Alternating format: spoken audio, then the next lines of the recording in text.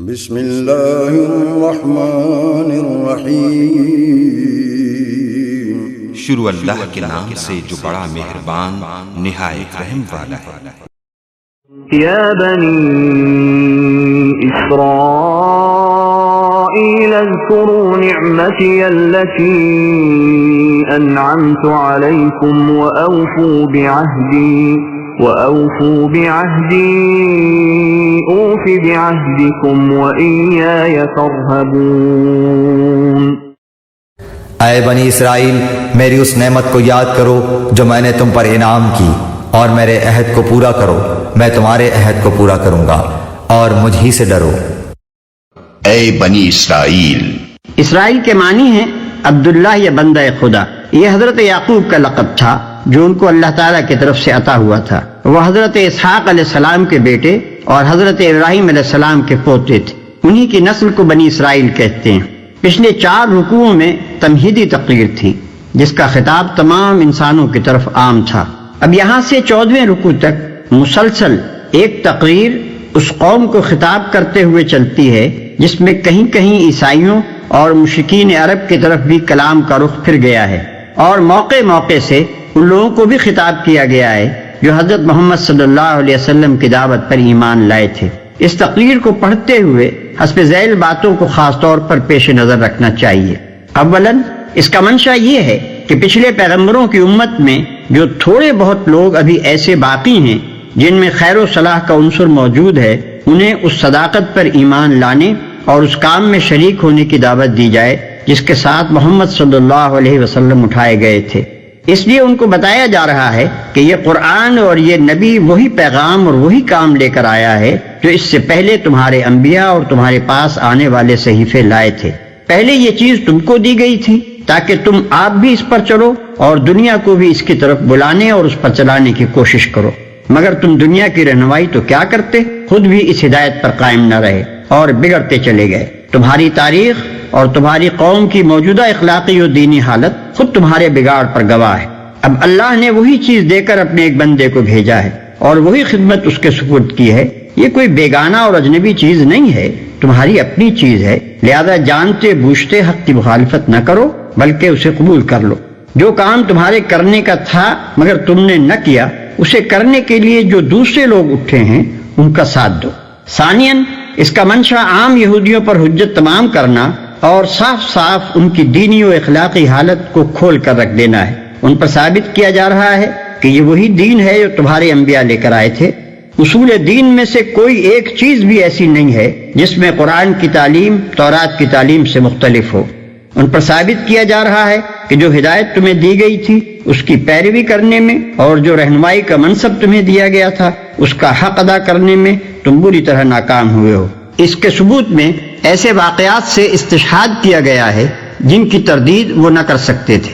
پھر جس طرح حق کو حق جاننے کے باوجود وہ اس کی مخالفت میں سازشوں، وسوسہ اندازیوں، کج بحثیوں اور مکاریوں سے کام لے رہے تھے، اور جن ترکیبوں سے وہ کوشش کر رہے تھے کہ کسی طرح محمد صلی اللہ علیہ وسلم کا مشن کامیاب نہ ہونے پائے، ان سب کی پردہ دری کی جا رہی ہے، جس سے یہ بات عیاں ہو جاتی ہے کہ ان کی ظاہری مذہبیت محض ایک ڈھونگ ہے جس کے نیچے دیانت اور حق پرستی کے بجائے ہٹ دھرمی، جاہلانہ عصبیت اور نفس پرستی کام کر رہی ہے، اور حقیقت میں وہ یہ چاہتے ہی نہیں ہیں کہ نیکی کا کوئی کام پھل پھول سکے۔ اس طرح اتمام حجت کرنے کا فائدہ یہ ہوا کہ ایک طرف خود اس قوم میں جو صالح عنصر تھا اس کی آنکھیں کھل گئیں، دوسری طرف مدینے کے عوام پر اور بالعموم مشرکین عرب پر ان لوگوں کا جو مذہبی و اخلاقی اثر تھا وہ ختم ہو گیا، اور تیسری طرف خود اپنے آپ کو بے نقاب دیکھ کر ان کی ہمتیں اتنی پست ہو گئیں کہ وہ اس جرأت کے ساتھ کبھی مقابلے میں کھڑے نہ ہو سکے جس کے ساتھ ایک وہ شخص کھڑا ہوتا ہے جسے اپنے حق پر ہونے کا یقین ہو۔ ثالثاً پچھلے 4 رکوعوں میں نوع انسانی کو دعوت عام دیتے ہوئے جو کچھ کہا گیا تھا اسی کے سلسلے میں ایک خاص قوم کی معین مثال لے کر بتایا جا رہا ہے کہ جو قوم خدا کی بھیجی ہوئی ہدایت سے منہ موڑتی ہے اس کا انجام کیا ہوتا ہے۔ اس توضیح کے لیے تمام قوموں میں سے بنی اسرائیل کو منتخب کرنے کی وجہ یہ ہے کہ دنیا میں صرف یہی ایک قوم ہے جو مسلسل 4000 برس سے تمام اقوام عالم کے سامنے ایک زندہ نمونہ عبرت بنی ہوئی ہے۔ ہدایت الہی پر چلنے اور نہ چلنے سے جتنے نشیب و فراز کسی قوم کی زندگی میں رونما ہو سکتے ہیں وہ سب اس قوم کی عبرتناک سرگزشت میں نظر آ جاتے ہیں۔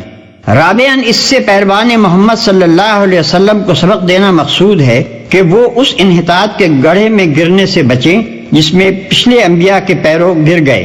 یہودیوں کی اخلاقی کمزوریوں، مذہبی غلط فہمیوں اور اعتقادی و عملی گمراہیوں میں سے ایک ایک کی نشاندہی کر کے اس کے بالمقابل دین حق کے مقتضیات بیان کیے گئے ہیں تاکہ مسلمان اپنا راستہ صاف دیکھ سکیں اور غلط راہوں سے بچ کر چلیں۔ اس سلسلے میں یہود و نصارہ پر تنقید کرتے ہوئے قرآن جو کچھ کہتا ہے اس کو پڑھتے وقت مسلمانوں کو نبی صلی اللہ علیہ وسلم کی وہ حدیث یاد رکھنی چاہیے جس میں آپ نے فرمایا ہے کہ تم بھی آخر کار پچھلی امتوں ہی کی روش پر چل کر رہو گے، حتیٰ کہ اگر وہ کسی گوہ کے بل میں گھسے ہیں تو تم بھی اسی میں گھسو گے۔ صحابہ نے پوچھا یا رسول اللہ صلی اللہ علیہ وسلم کیا یہود و نصارہ مراد ہیں؟ آپ نے فرمایا اور کون؟ نبی اکرم صلی اللہ علیہ وسلم کا یہ ارشاد محض ایک توبیخ نہ تھا بلکہ اللہ کی دی ہوئی بصیرت سے آپ یہ جانتے تھے کہ انبیاء کی امتوں میں بگاڑ کن کن راستوں سے آیا اور کن کن شکلوں میں ظہور کرتا رہا ہے۔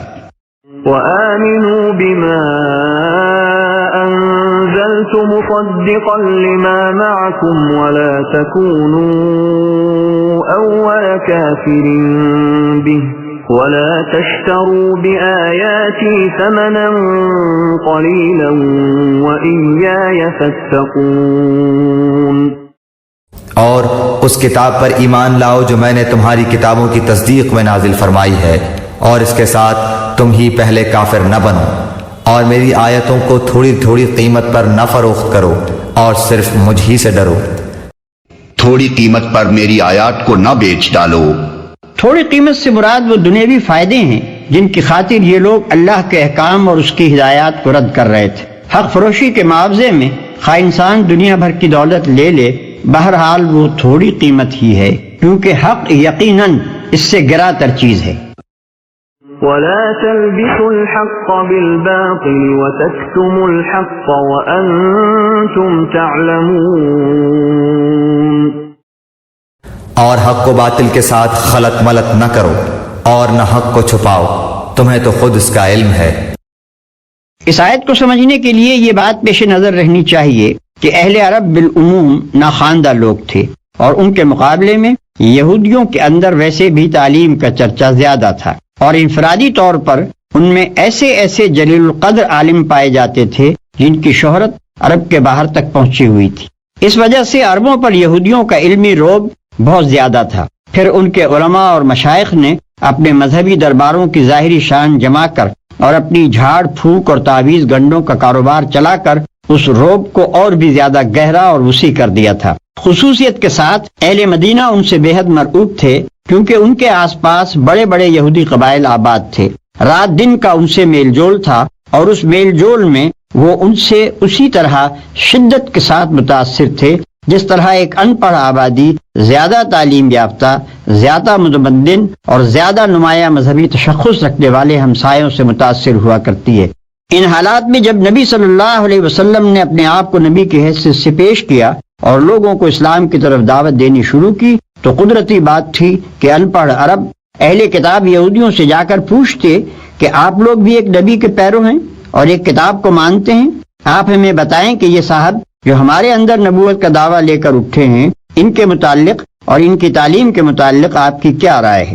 چنانچہ یہ سوال مکے کے لوگوں نے بھی یہودیوں سے بارہا کیا، اور جب نبی صلی اللہ علیہ وسلم مدینہ تشریف لائے تو یہاں بھی بکثرت لوگ یہودی علماء کے پاس جا جا کر یہی بات پوچھتے تھے، مگر ان علماء نے کبھی لوگوں کو صحیح بات نہ بتائی۔ ان کے لیے یہ کہنا تو مشکل تھا کہ وہ توحید جو محمد صلی اللہ علیہ وسلم پیش کر رہے ہیں غلط ہے، یا انبیاء اور کتب آسمانی اور ملائکہ اور آخرت کے بارے میں جو کچھ آپ کہہ رہے ہیں اس میں کوئی غلطی ہے، یا وہ اخلاقی اصول جن کی آپ تعلیم دے رہے ہیں ان میں سے کوئی چیز غلط ہے۔ لیکن وہ صاف صاف اس حقیقت کا اعتراف کرنے کے لیے بھی تیار نہ تھے کہ جو کچھ آپ پیش کر رہے ہیں وہ صحیح ہے۔ وہ نہ سچائی کی کھلی کھلی تردید کر سکتے تھے، نہ سیدھی طرح اس کو سچائی مان لینے پر آمادہ تھے۔ ان دونوں راستوں کے درمیان انہوں نے طریقہ یہ اختیار کیا تھا کہ ہر سائل کے دل میں نبی صلی اللہ علیہ وسلم کے خلاف، آپ کی جماعت کے خلاف اور آپ کے مشن کے خلاف کوئی نہ کوئی وسوسہ ڈال دیتے تھے، کوئی الزام آپ پر چسپاں کر دیتے تھے، کوئی ایسا شوشہ چھوڑ دیتے تھے جس سے لوگ شکوک و شبہات میں پڑ جائیں، اور طرح طرح کے الجھن میں ڈالنے والے سوالات چھیڑ دیتے تھے تاکہ لوگ ان میں خود بھی الجھیں اور نبی صلی اللہ علیہ وسلم اور آپ کے پیرووں کو بھی الجھانے کی کوشش کریں۔ ان کا یہی رویہ تھا جس کی بنا پر ان سے فرمایا جا رہا ہے کہ حق پر باطل کے پردے نہ ڈالو، اپنے جھوٹے پروپیگنڈے اور شریرانہ شبہات و اعتراضات سے حق کو دبانے اور چھپانے کی کوشش نہ کرو، اور حق و باطل کو خلط ملط کر کے دنیا کو دھوکہ نہ دو۔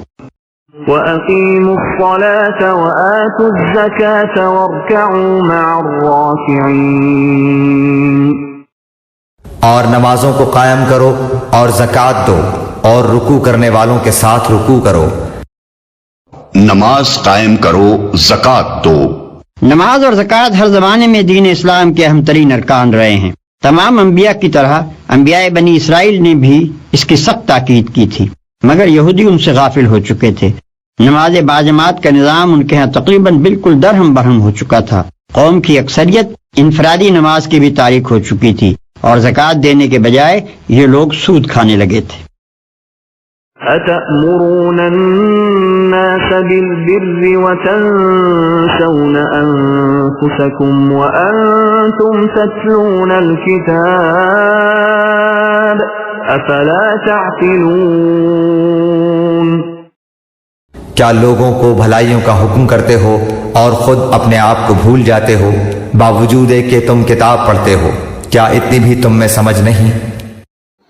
أَتَأْمُرُونَ النَّاسَ بِالْبِرِّ وَتَنْسَوْنَ أَنفُسَكُمْ، کیا تم لوگوں کو نیکی کا حکم دیتے ہو، تقویٰ کی، پارسائی کی تعلیم دیتے ہو؟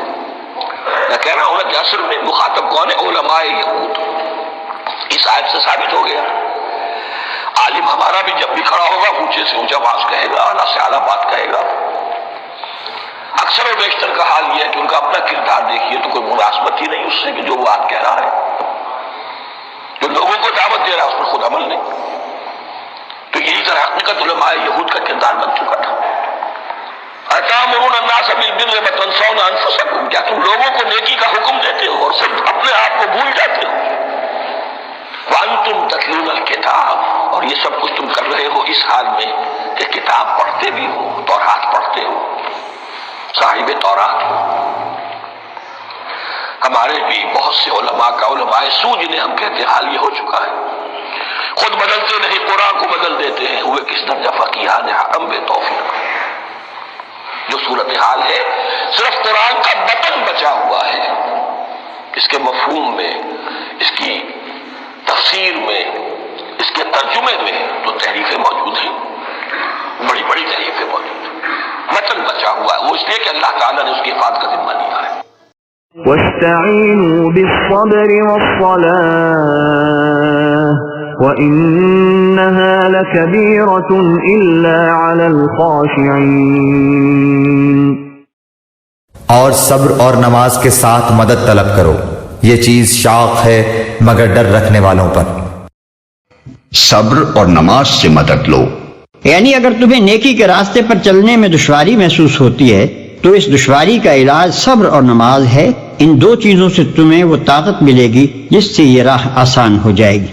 صبر کے لغوی معنی روکنے اور باندھنے کے ہیں، اور اس سے مراد ارادے کی وہ مضبوطی، عزم کی وہ پختگی اور خواہشات نفس کا وہ انضباط ہے جس سے ایک شخص نفسانی ترغیبات اور بیرونی مشکلات کے مقابلے میں اپنے قلب و ضمیر کے پسند کیے ہوئے راستے پر لگاتار بڑھتا چلا جائے۔